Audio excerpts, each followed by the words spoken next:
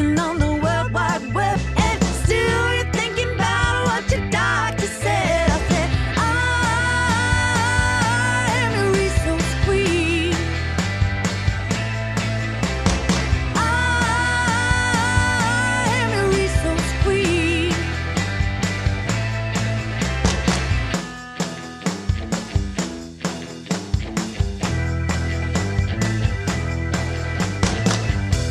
Hi, this is Alex, and welcome to another episode of Ask the Resource Queen. So glad you've joined us. Can you hear the crickets in the background? I'm on this fabulous farm. I'm with Mark Davidson, and he has Davidson greenhouses. It is beautiful here, sunny day. We are near Crawfordsville, Indiana, and Mark grows many crops, but his newest crop is hemp. Welcome, Mark. Thank you. Nice to meet you, Alex. So let's talk about your farm for just a moment. You grow other crops besides hemp. Yes, well, actually, we grow a lot of crops because in the greenhouse business, we have all the vegetable crops, all the flower crops, all the herb crops, and then our family also farms corn and soybeans and conventional farming for the last 5 generations. And what made you decide I'm going to start growing hemp? Well, it all started about 3 years ago. After about 30 years of chronic pain, a friend of mine brought a bottle of CBD oil to me. And it was like a miracle in my life. It changed my entire life. I just became a total advocate, started to market CBD oil, and then just through research and my knowledge of growing, decided that this is what I wanted to do because it was just such a game changer for me in my life. It is a game changer for so many people. I tell people that every day I see little non-religious miracles happen with CBD. You and me both, Alex. I started selling CBD oil. I started using it before it became legal in Indiana. I started selling it the very day it became legal, March 22nd of 2018.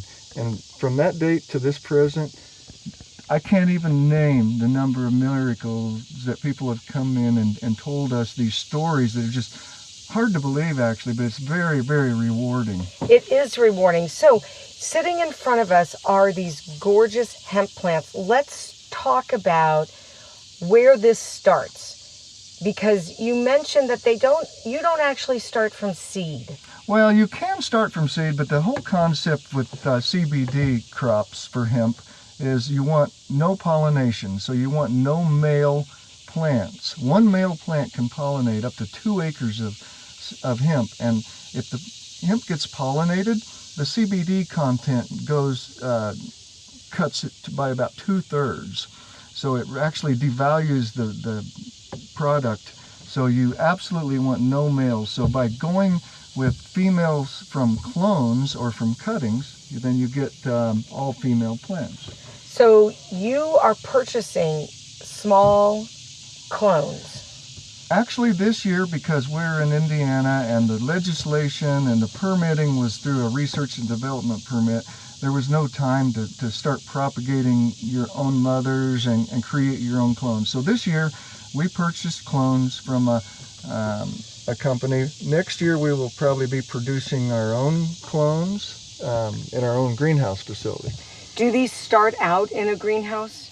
They actually, some do and some don't. There's a lot of indoor growing for clone production. So the mother plants that the clones were taken from, in this case, were in greenhouses. But the clones are actually grown in indoor, lighted warehouse type facilities. And then you come and put them in the ground where they look spectacular, and I see various sizes. So how old are the plants in front of us? So this is actually one of our many plots. This is 2 acres out of our 20 acres. And so we have planted this field on consecutive dates so that we can do research on the growth rates and everything. The plants in front of us were planted just 2 weeks ago. As you go across the field, it goes all the way back to our first planting was on June the 11th. All right, so a brand new clone that you put in the ground is 3 to 4 inches tall. About 3 inches tall, just a little rooted cutting. And how much growth does it generally see in the course of let's say a week? So what we have determined in our short stint as a hemp farmer is that in Indiana, these clones double in size weekly.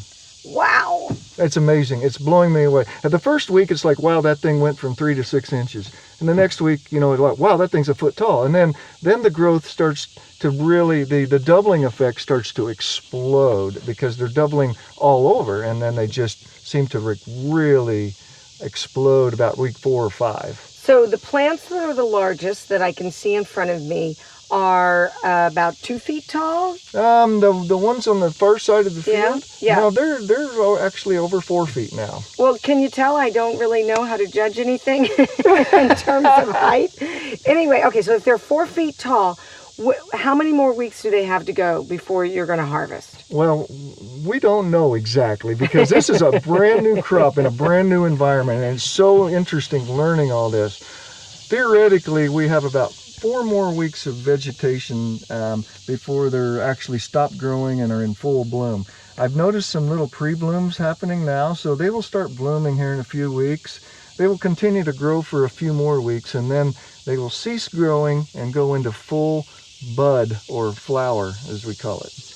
And the flowers are where the highest concentration of CBD is? Absolutely. The flowers or the buds are where the trichomes, which is where the CBD content is. If you look at a flower of hemp very closely, you see these little crystals on the surface of the flower and the leaves around the flower, and those little crystals are called trichomes. If you looked at them under a microscope, they would look like little mushrooms popping up off the leaves.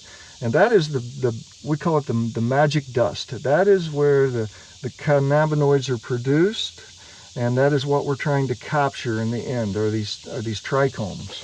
So when they're ready to harvest, is the process to pull off the flower and the bud and separate it from the leaves and the stems and the stalks? Yeah, actually, what we will be selling as a product to the extraction facilities is called homogenized biomass, meaning that minus the main stem, the leaves and the flowers and the small stems will be ground into a 1/4 inch or less size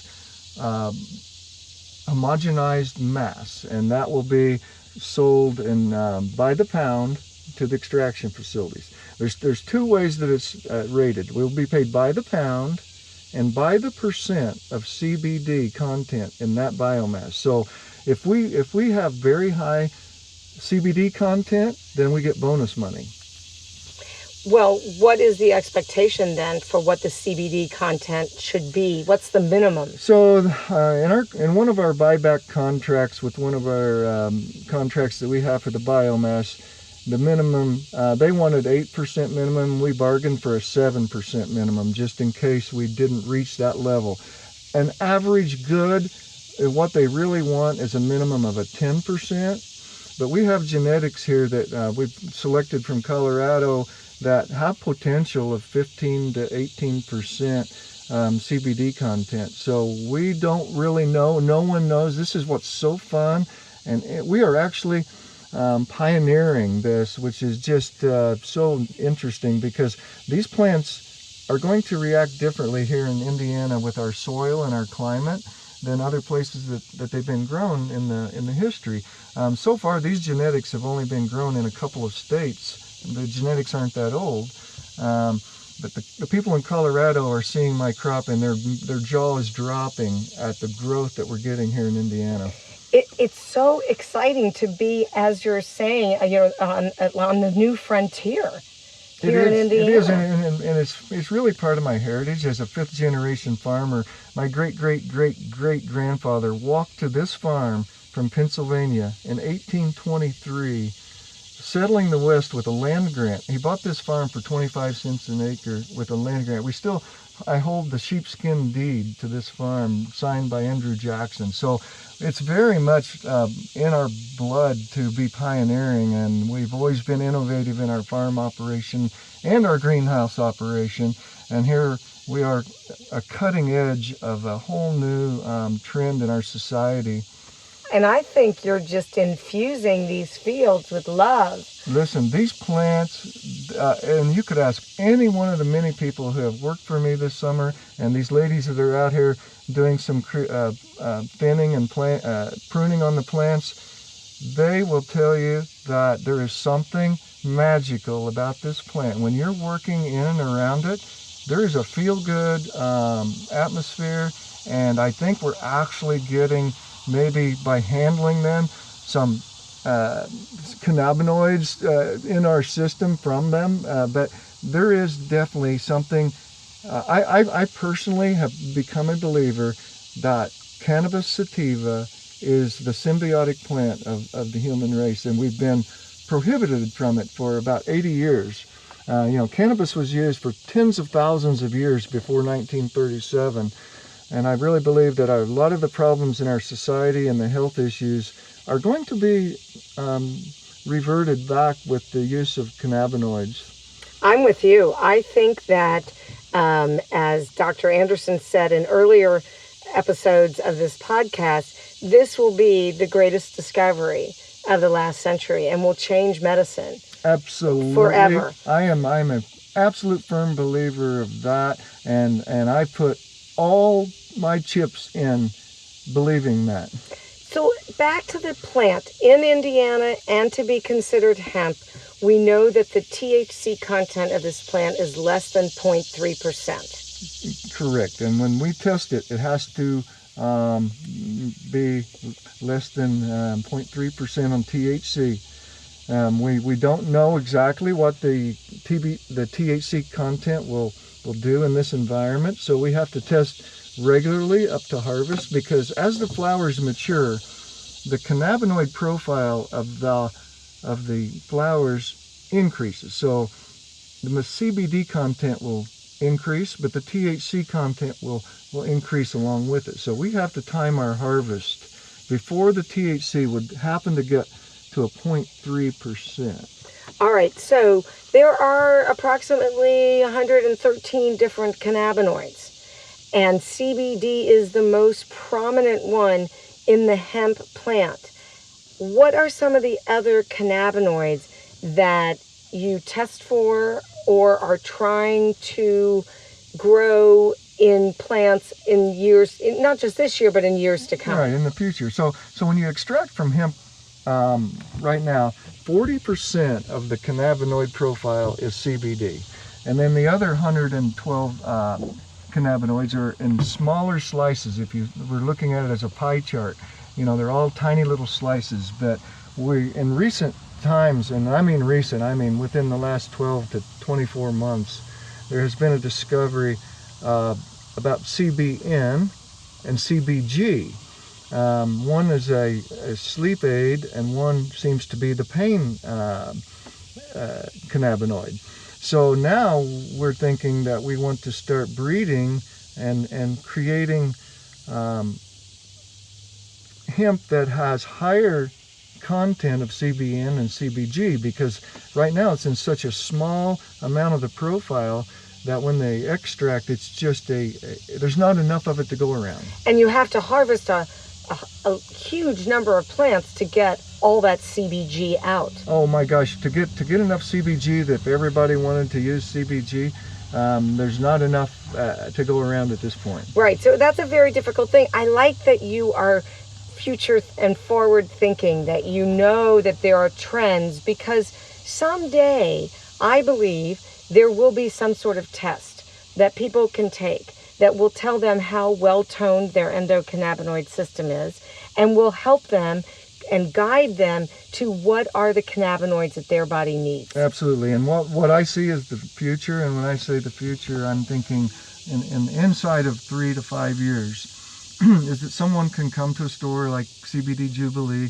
and with a certain ailment, and there will be a tincture that is specific to that ailment. So if someone comes in because they have depression or anxiety, or if they have a sleep disorder, or if they have pain, that there will be a specific tincture with a cannabinoid profile that is the right thing for that ailment. Yeah, I completely agree with you. Targeted medicine.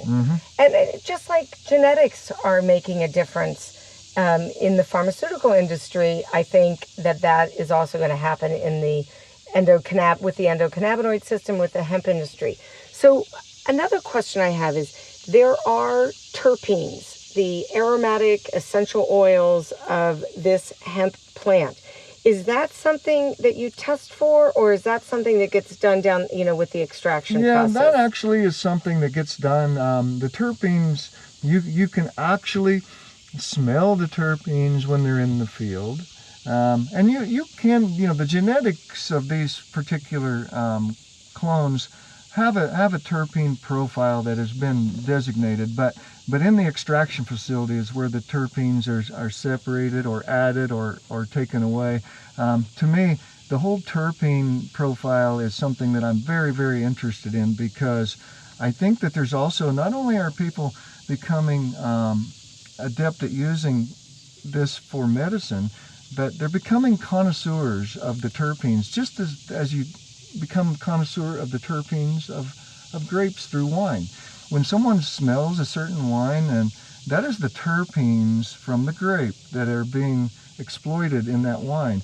And we're finding the same thing with these CBD extracts, that people have become knowing of these terpenes, and they have become connoisseurs of the essential oil flavors that are in the different varieties. We're going to have sommeliers of the hemp plant. And we are actually planning on breeding for high terpene profiles that bring extra aroma and flavor for these connoisseurs that want that.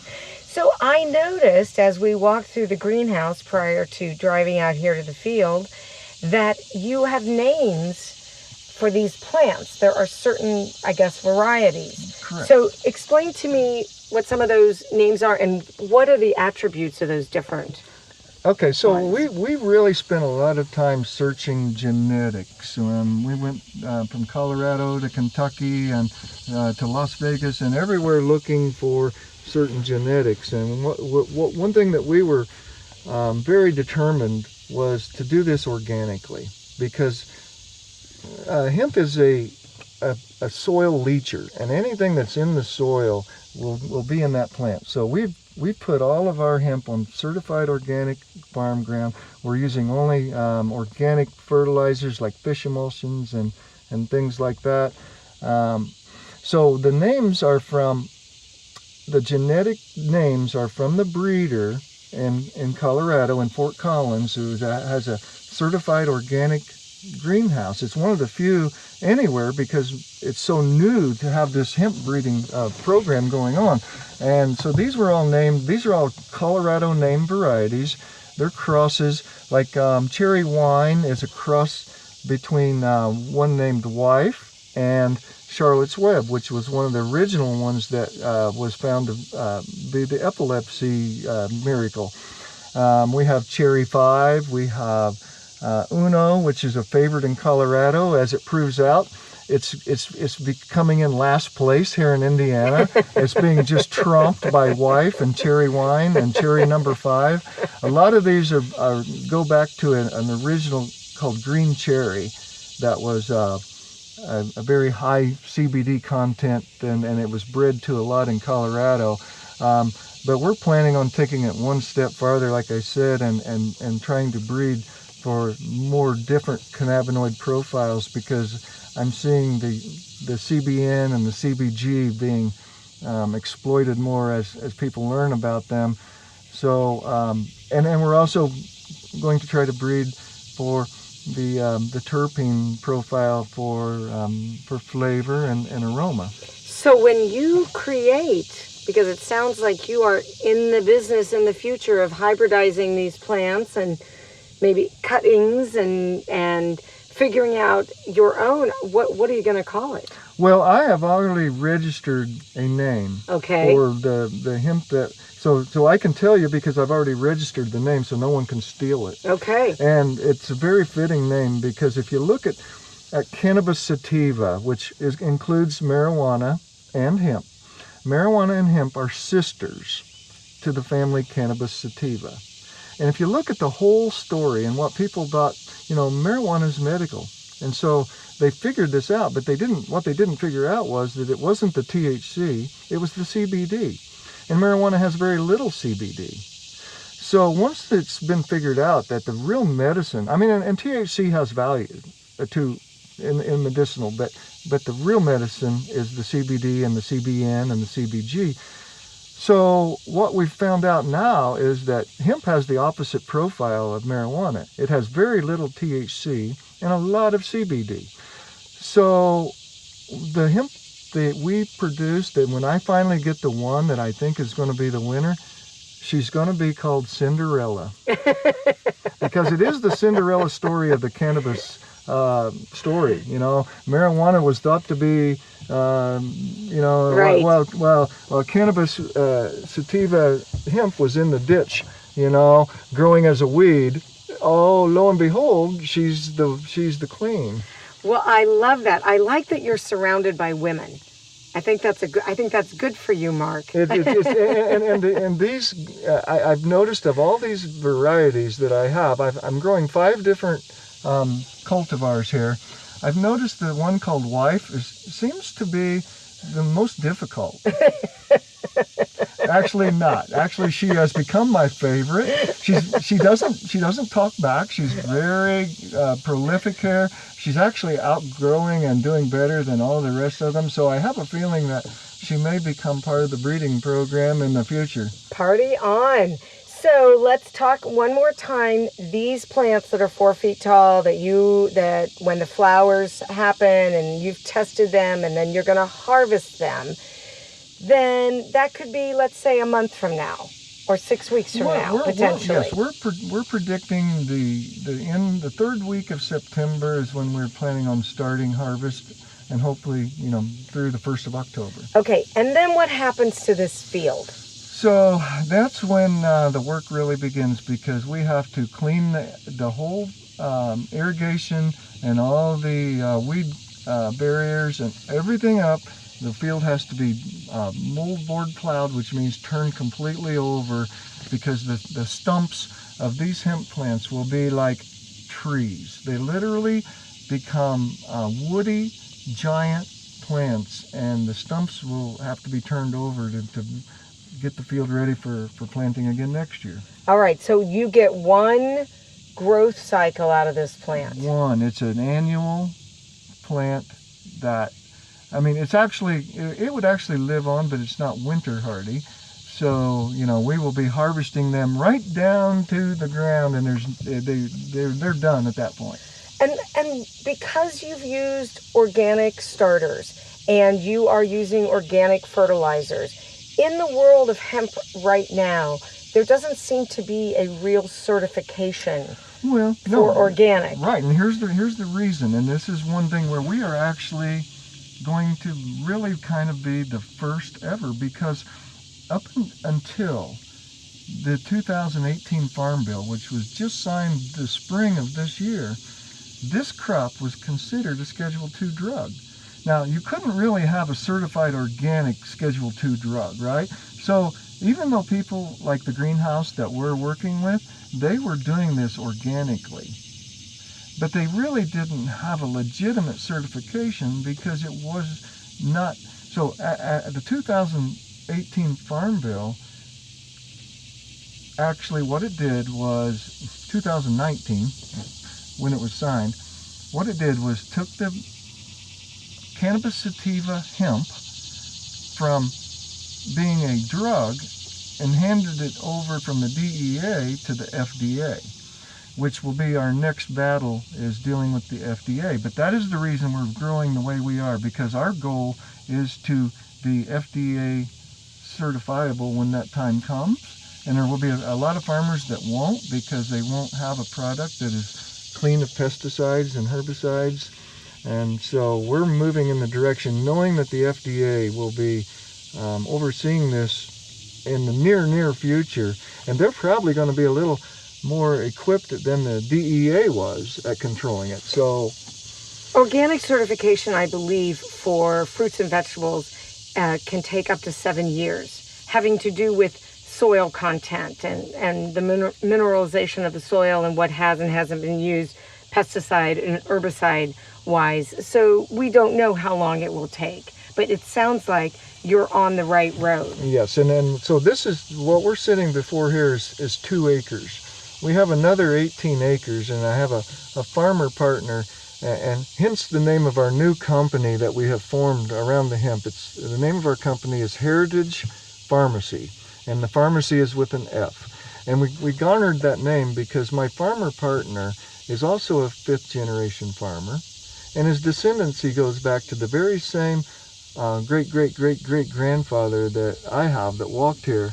And we didn't even know this until we partnered up and realized that we are from the same pioneer bloodline. And so the heritage part and the pharmacy part kind of fit together.